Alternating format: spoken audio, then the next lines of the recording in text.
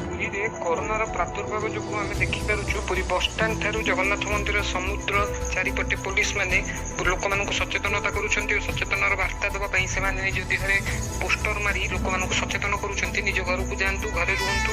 ଏହିଭଳି ପୋଲିସର ପ୍ରୟାସକୁ ପୁରୀ ଜନସାଧାରଣ ପୋଲିସକୁ ପ୍ରଶଂସା କରିବା ସହିତ ପୋଲିସ ପରିବାରକୁ ମଧ୍ୟ ଧନ୍ୟବାଦ ଜ୍ଞାପନ କରିଛନ୍ତି।